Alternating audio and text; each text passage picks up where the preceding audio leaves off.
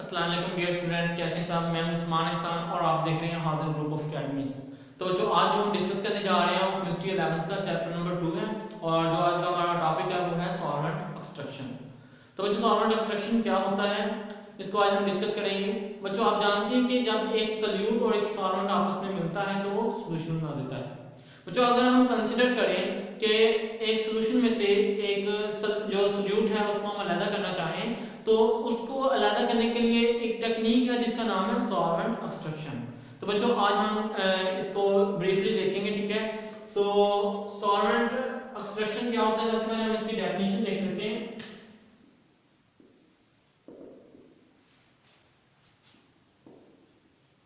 We can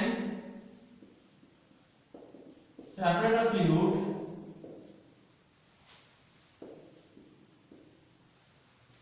from a solution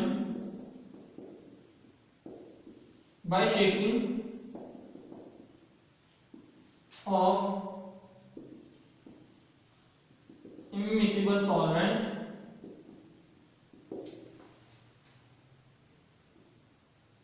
in which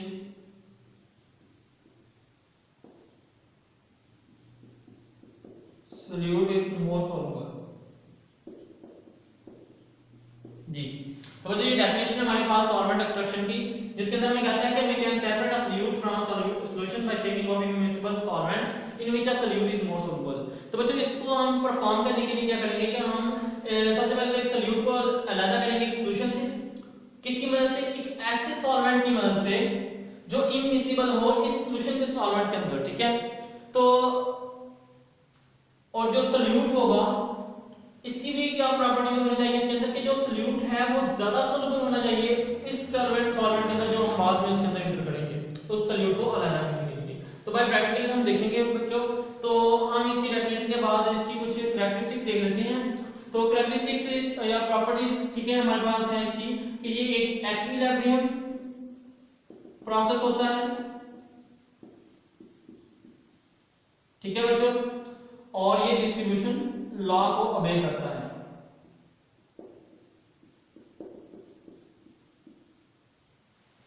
तो बच्चों distribution law जो है ये क्या होता है ये भी हम थोड़ा सा डिस्कस करेंगे आगे जाके। तो अब हम थोड़ी सी प्रैक्टिकली देख लें कि हमारे पास जो है ये जो प्रोसेस हम करते हैं ये हम एक सेपरेटिंग फनल के अंदर करते हैं, ठीक है बच्चों। तो सेपरेटिंग फनल क्या होती है वो हम देख लेते हैं यहाँ पे।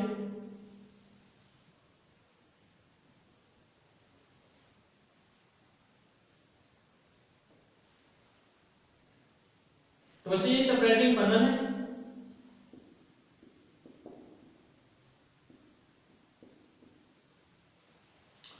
तो इस सेपरेटिंग फनल के अंदर हमारे पास यहां पे एक सॉल्यूशन मौजूद है, ठीक है बच्चों।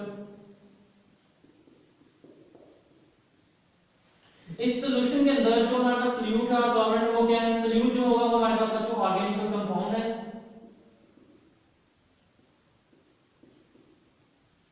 और जो बच्चों हमारे पास सॉल्वेंट होगा वो वाटर है, ठीक है बच्चों। अब हम क्या करेंगे, हम इस ऑर्गेनिक कंपाउंड जो कि हमारे पास सॉल्यूट है इसको हमने अलग करना है इस वाटर से, इस सॉल्यूशन से, ठीक है। तो अब हम क्या करेंगे, इसके लिए हमारे पास दो तरह के एक्सट्रैक्शंस हम यहां पे डिस्कस करेंगे। पहला जो है वो हमारे पास है ईथर एक्सट्रैक्शन।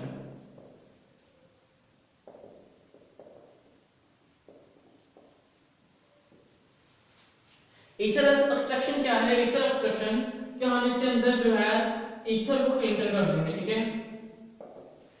ईथर जो होगा वो हमारे पास सेकंड सॉल्वेंट होगा और जो वाटर है वो हमारे पास फर्स्ट सॉल्वेंट होगा, ठीक है बच्चों।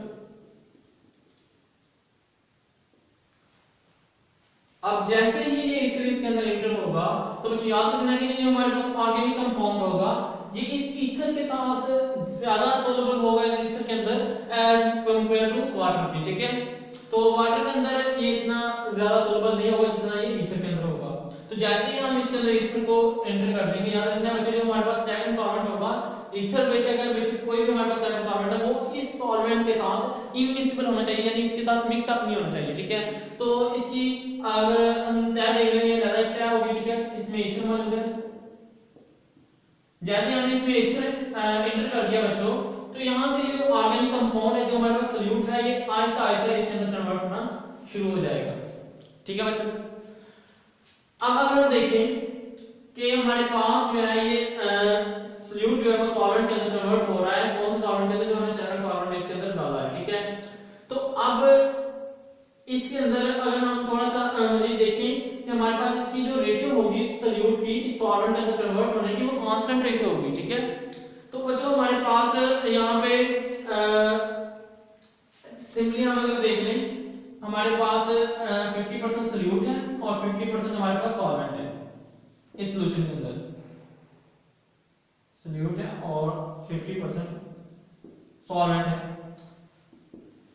अब बच्चों 50% याद रखना है कि जब हम ईथर को एक ही मरतबा डालेंगे, ठीक है, तो इतना हमारे पास जो है वो सॉल्यूट की मकदार ज्यादा इसके अंदर कन्वर्ट नहीं होगी, तो हम बार बार ये प्रोसेस करेंगे। इसकी आहिस्ता आहिस्ता जो हमारे पास जो सॉल्यूट है वो आहिस्ता आहिस्ता इस ईथर के अंदर कन्वर्ट होना शुरू होगी, उसके अंदर सोल्युबल होना शुरू होगी, तब जाके हमारे पास जो है वो ऑर्गेनिक कंपाउंड या कोई भी अन्य सॉल्यूट है उसको हम अलग कर सकते हैं। ठीक है बच्चों, तो अब हमारे पास 50% सॉल्यूट है, 50% सॉल्वेंट है, तो फर्ज करो कि पहले प्रोसेस जब हमने इथर तुरंत डाला तो इसका 10% जो है वो 50% में से 10% जो है वो इस ईथर के अंदर कन्वर्ट हो गया। तो बच्चों हमारे पास रेशियो क्या होगी, रेशियो होगी हमारे पास 10/50, तो हम देख लें तो 1/5। ठीक है बच्चों, अब नेक्स्ट थोड़ा सा देखें, जब हम दोबारा ईथर को डालेंगे तो हमारे पास जो है पीछे जो 40% रह गई है, ठीक है, वो 40% सॉल्यूट में से हमारे पास मकदार जाएगी 8%। ठीक है, तो अगर हम देखें 8/40 को, तो ये हमारे पास क्या बनता है 5, यानी हमारे पास सॉल्यूट की जो मकदार है वो जो सॉल्वेंट के अंदर कन्वर्ट हो रही है या उसके अंदर सॉल्युबल हो रही है, वो हमारे पास एक कांस्टेंट रेशियो के हिसाब से होगी। तो यही है बच्चों, अब हम डिस्कस कर लेते हैं डिस्ट्रीब्यूशन लॉ को। तो बच्चों डिस्ट्रीब्यूशन ये क्लियर हो गया बच्चों, अब हम डिस्ट्रीब्यूशन लॉ की डेफिनेशन देख लेते हैं। डिस्ट्रीब्यूशन लॉ हमें क्या कहता है, डिस्ट्रीब्यूशन लॉ हमें कहता है कि अगर हमारे पास एक सॉल्यूट जो है वो खुद ब खुद दो इमिसिबल सॉल्वेंट्स के दरमियान डिवाइड होना शुरू हो जाता है। ठीक है, तो अगर हम इसकी डेफिनेशन देख लें, a solute is distribute itself between two immiscible solvents या liquids by constant ratio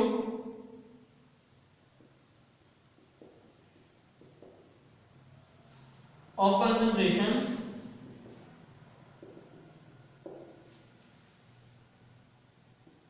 irrespective to its added amount।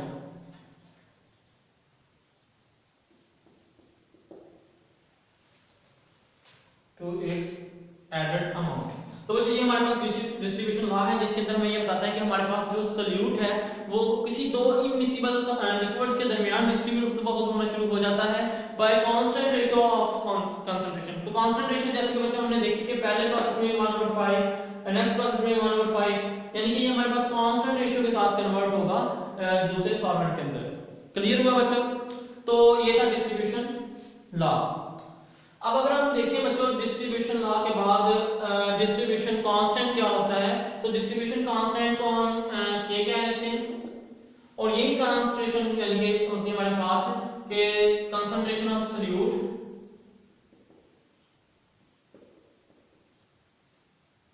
In organic phase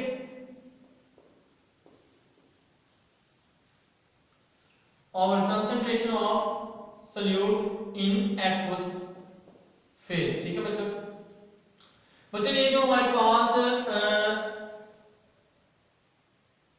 water है बच्चों, ये हमारे पास एक्वस सॉल्यूशन के अंदर होगा। ठीक है बच्चों, और जो हमारे पास ईथर है ये हमारे पास कोई ऑर्गेनिक फेज होगा। ठीक है बच्चों, तो इस सॉल्यूट की जो कंसंट्रेशन है वो ऑर्गेनिक फेज में और जो हमारे पास एक्वस फेज है उसके अंदर, तो ये इसकी जो कांस्टेंट रेशियो है वो हमारे पास के, इसे हम डिस्ट्रीब्यूशन कांस्टेंट कहते हैं। क्लियर हो बच्चों?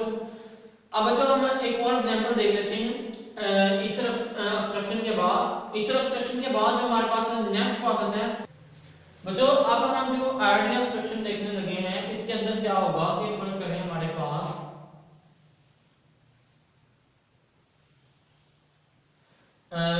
इसे हम CCl4 एक्सट्रैक्शन भी कह सकते हैं, ठीक है, बल्कि CCl4 कार्बन टेट्राक्लोराइड जो है इसे एक्सट्रैक्शन ही कहेंगे, ठीक है। तो बच्चों इसके अंदर हमारे पास क्या होगा,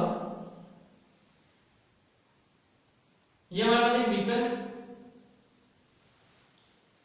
इसके अंदर हमारे पास वाटर मौजूद है, इसके अंदर हमने आयोडीन को डाला है। अब ये जो आयोडीन है इस वाटर के साथ रिएक्ट नहीं करती, because water is a polar compound but iodine is a non polar compound. तो फर्ज करें बच्चों हमारे पास वाटर के साथ पोटेशियम आयोडाइड मौजूद है। अब क्या होगा, जैसे ही ये आयोडीन देखेगा पोटेशियम आयोडाइड को, ये इसकी तरफ भाग के रिएक्ट करेगा, ठीक है, क्योंकि पोटेशियम आयोडीन जो है ये वाटर के अंदर खुद को आयोनाइज कर लेगा और आयन के अंदर चेंज हो जाएगा, ठीक है। तो हम लिख सकते हैं Ki इन वाटर, हमारे पास क्या हो जाएगा, आयनाइज हो जाएगा। तो ये आयोडीन जैसे ही आई के साथ मिलेगा, आयोडीन आई के साथ मिलेगा तो ये हमारे पास I3 बन जाएगा, ठीक है बच्चों। अब ये जो I3 है ये वाटर के अंदर सोल्यूबल हो जाता है, ठीक है। तो अब इस आयोडीन को हमने सोल्यूबल कर लिया है वाटर के अंदर, मीन के अब ये सोल्यूबल सॉल्वेंट बन के एक सॉल्यूशन बन चुका है, ठीक है बच्चों। अब हम क्या करेंगे, अब हम चाहते हैं कि इस आयोडीन को जो हमने वाटर के अंदर सोल्यूबल कर लिया है, हमने एक सॉल्यूशन बना लिया है, इससे आयोडीन को बाहर निकाला जाए। तो अब हम क्या करेंगे, अब इस आयोडीन को बाहर निकालने के लिए हम इसके अंदर CCl4 जो है वो डाल देंगे। जैसे ही CCl4 इसके अंदर डाला जाएगा तो ये हमारे पास एक सेकंड सॉल्वेंट होगा। अब ये CCl4 जो है इस आयोडीन को दोबारा जो है वो अपनी तरफ जो है वो माइल करेगा, मीन उसकी तरफ वो जाएगा, क्योंकि ये CCl4 है ये आयोडीन को ज्यादा सोल्यूबल करने की एबिलिटी रखता है देन वाटर, ठीक है। तो अब क्या होगा, अब ये आयोडीन दोबारा कन्वर्ट होना शुरू हो जाएगा CCl4 में, जैसे कि हमने प्रीवियस यहां थोड़ी देर पहले देखा था कि हमारे पास जैसे ही ईथर उसमें आया हमारे पास ऑर्गेनिक कंपाउंड्स ईथर की तरफ जाना शुरू हो गए थे। तो बच्चों अब हम यहां पे देखें कि जैसे CCl4 डाला, आयोडीन CCl4 की तरफ जाना शुरू हो गया। बच्चों अब हम कैसे पता चलेगा कि हमारे पास जो है वो आयोडीन CCl4 के अंदर जा रहा है। तो बच्चों जैसे ही ये आयोडीन था, आयोडीन का कलर होता है पर्पल, और जो हमारे पास पोटेशियम आयोडाइड होता है इसका कलर होता है ब्राउन, ठीक है बच्चों। अब जैसे ही वो आयोडीन CCl4 के अंदर जाना शुरू हो गया तो ये ब्राउन कलर हल्का होता गया और ये जो पर्पल कलर था ये शो होना शुरू हो गया। इससे हमें ये पता चल गया कि आयोडीन जो है वो कन्वर्ट हो रही है CCl4 के अंदर। तो बच्चों याद रखना है कि आयोडीन एक प्रोसेस के अंदर CCl4 के अंदर कन्वर्ट नहीं होगी, बल्कि इसे भी बार-बार प्रोसेस करना है, और यही प्रोसेस सेम हम इस सेपरेटिंग फनल के अंदर करते हैं, ठीक है। ये जस्ट मैंने समझाने के लिए यहां पे लिख दिया है। तो ये जो सारा प्रोसेस है ये कहां पे हम करते हैं, हमारे पास सेपरेटिंग जो फनल इसके अंदर हम करते हैं, ठीक है। तो अब क्या होगा कि ये जो आयोडीन है ये कन्वर्ट हो गया है CCl4 के अंदर और आहिस्ता आहिस्ता इसके साथ जाना शुरू कर देगा। तो बच्चों आपको याद रखना है कि यहाँ पे हमारे पास जो आयोडीन है ये CCl4 के अंदर जाने की इसकी जो कंसंट्रेशन होगी वो कांस्टेंट रेशियो होगी, ठीक है। तो कांस्टेंट रेशियो जो है उसके हिसाब से ये आहिस्ता आहिस्ता यहाँ पे CCl4 के साथ जाता जाएगा। तो ये था आज का हमारा टॉपिक सॉल्वेंट एक्सट्रैक्शन। इंशाल्लाह नेक्स्ट लेक्चर में हम डिस्कस करेंगे क्रोमैटोग्राफी।